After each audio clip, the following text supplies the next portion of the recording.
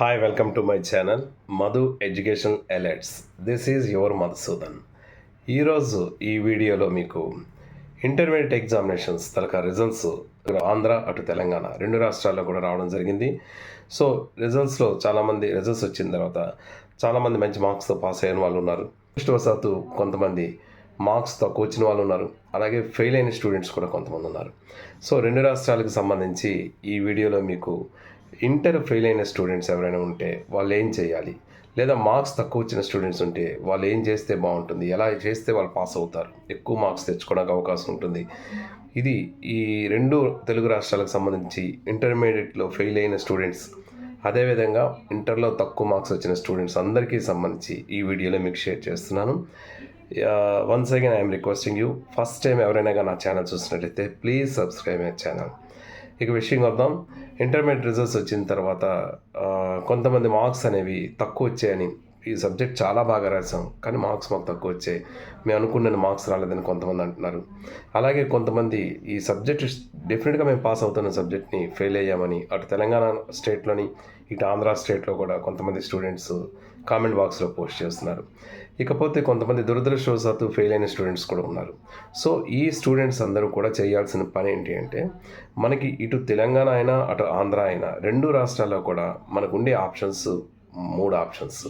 First option ఏంటంటే recounting, రెండో option reverification, ఇక మూడో ఆప్షన్ అడ్వాన్స్డ్ సప్లై ఎగ్జామినేషన్స్. ఈ 3 ఆప్షన్స్లో ఏం చేయాలి? జనరల్గా మనందరికీ తెలుసు, ఎక్కువ మార్క్స్ పాస్ అయిపోయి మార్క్స్ తక్కువ ఇచ్చాయి అనుకున్న వాళ్ళు మీరు రీకౌంటింగ్కి అయినా వెళ్ళొచ్చు, రీవెరిఫికేషన్కి వెళ్ళొచ్చు. ఎందుకంటే ఆల్రెడీ మీరు పాస్ అయిపోయారు కాబట్టి. మరి మీకు కాన్ఫిడెంట్ పక్కాగా ఉండి నాకు బాగా డిఫరెన్స్ వచ్చింది, అనుకున్న మార్క్స్ కానీ బాగా తక్కువ వచ్చాయి అనుకున్న వాళ్ళు మాత్రమే రీవెరిఫికేషన్కి వెళ్ళడానికి ట్రై చేయండి. ఇకపోతే అసలు సబ్జెక్టే ఫెయిల్ అయిపోయారు, మీరు డెఫినెట్గా పాస్ అవుతాను అనుకున్న సబ్జెక్ట్ ఫెయిల్ అయ్యారనుకోండి, సబ్జెక్ట్ బాగా రాసిన సబ్జెక్ట్ ఫెయిల్ అయ్యా అనుకున్న వాళ్ళు మాత్రం డెఫినెట్గా మీరు రీవెరిఫికేషన్కి వెళ్ళడమే మీకు చాలా మంచిది, చాలా ఉత్తమం.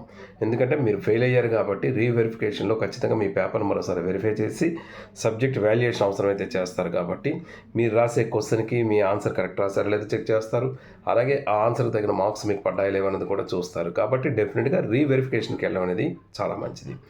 ఇది ఎవరంటే బాగా రాసి మేము పాస్ అవుతాం అనుకున్నారు కానీ ఇక్కడ ఫెయిల్ అయ్యారు, అటువంటి స్టూడెంట్స్ ఇలా రీవెరిఫికేషన్కి వెళ్ళడం డెఫినెట్గా వెళ్ళాలి వాళ్ళు. ఇకపోతే థర్డ్ సెక్షన్ ఫెయిల్ అయిపోయిన వాళ్ళు, అంటే మీరు ఫెయిల్ అయిన స్టూడెంట్స్ మేము రీవెరిఫికేషన్కి వెళ్ళినా కూడా మేము పాస్ అవ్వం, ఎందుకంటే దురదృష్టవశాత్తు మేము రాయలేకపోయాం, బ్యాడ్ లక్ మేము ఎగ్జామే బాగా రాయలేకపోయాం, కాబట్టి మేము సప్లైకే వెళ్ళాలనుకున్న వాళ్ళు మీరు చేయాల్సిన పని ఏంటంటే, ఎట్టి పరిస్థితుల్లో సప్లైకి వెళ్తున్నందుకు మీరు డిసప్పాయింట్ అవ్వకండి. మొట్టమొదటిగా మీరు చేయాల్సిన పని ఏంటంటే, అసలు ఎంత టైం ఉంది, ఎన్ని సబ్జెక్ట్స్ మీరు అటెంప్ట్ చేయాలి, మొత్తం టోటల్ పీరియడ్ ఎంత ఉంది. అంటే జనరల్గా ఇటు ఆంధ్ర అయినా తెలంగాణ రెండు రాష్ట్రాల్లో మనం చూసుకుంటే దాదాపు ఒక 1 మంత్ మాత్రమే టైం ఉంటుంది. ఈ 1 మంత్కి మనం ప్రిపరేషన్ చేసుకోవాలి. కాకపోతే ఇక్కడ ఏంటంటే ఎక్కువ సబ్జెక్ట్స్ ఉండవు, ఆల్రెడీ మొత్తం టోటల్ సబ్జెక్ట్స్ అనేది మనం రాశారు కాబట్టి ఇప్పుడు ఓన్లీ ఫెయిల్ అయిన సబ్జెక్ట్స్ కాబట్టి కొద్ది నెంబర్ ఆఫ్ సబ్జెక్ట్స్ అనేవి తగ్గాయి. కాబట్టి ఈ సబ్జెక్ట్స్ని మనం స్ప్లిట్ చేసుకొని ఒక టైం టేబుల్ లాగా వేసుకొని ఎలా ప్రిపేర్ అయితే బాగుంటుంది. మీరు ఈ 1 మంత్ని కూడా కేవలం దీని మీదే కాన్సన్ట్రేట్ చేయండి. ఎవ్వరు కూడా ఫెయిల్ అయిన డిసప్పాయింట్ అవ్వద్దు, ఎందుకంటే మీకు ఈ 1 మంత్ అనేది ఒక గోల్డెన్ ఛాన్స్. ఈ అడ్వాన్సెస్ అనేది ఒక గోల్డెన్ ఛాన్స్. మీరు ఈ ఎగ్జామ్లో కానీ మీరు పాస్ అయినట్టయితే రెగ్యులర్ స్టూడెంట్స్తో పాస్ అయిన వాళ్ళతో సమానంగా మీరు కూడా ఇయర్ వేస్ట్ అవ్వకుండా వాళ్ళతో పాటు సమానంగా మీరు జాయిన్ అయిపోవచ్చు. కాబట్టి ఎటువంటి డిస్కరేజ్ మీరు చెందకుండా మీరు ఎలా పాస్ అవ్వాలన్న దాని మీద కాన్సన్ట్రేట్ చేయండి. పాస్ అవుతామనుకొని ఫెయిల్ అయ్యారో వాళ్ళు రీవెరిఫికేషన్కి వెళ్ళండి. ఎవరైతే మరి ఇంకా రీవెరిఫికేషన్ రీకౌంటింగ్కి వెళ్ళాం, ఖచ్చితంగా మేము సప్లైకే రాయవలసి ఉంది అనుకున్న వాళ్ళు ఎవరైతే మాత్రం డెఫినెట్గా ఇంపార్టెంట్ క్వశ్చన్స్ అన్నీ కూడా ప్రిపేర్ అయిపోయి సప్లై ఎగ్జామ్స్కి రాయండి. మీరు ఈజీగా మీరు పాస్ అవుతారు, ఎటువంటి ఇయర్ కూడా మీకు వేస్ట్ అవ్వదు.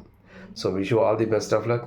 అండ్ వన్స్ అగైన్ ఒకసారి రిక్వెస్ట్ చేస్తున్నాను, నా ఛానల్ ది సివిల్ ఇంజనీర్ని పేరు మార్చడం జరిగింది, మధు ఎడ్యుకేషనల్ ఎలైట్స్గా మార్చడం జరిగింది. దీన్ని కొద్దిగా గమనించి ఎప్పట్లాగా మీ కోఆపరేషన్ నాకు ఇస్తారని ఆశిస్తున్నాను. Thank you so much for your cooperation and thank you so much for your watching. This is your Madhusudan. Thank you.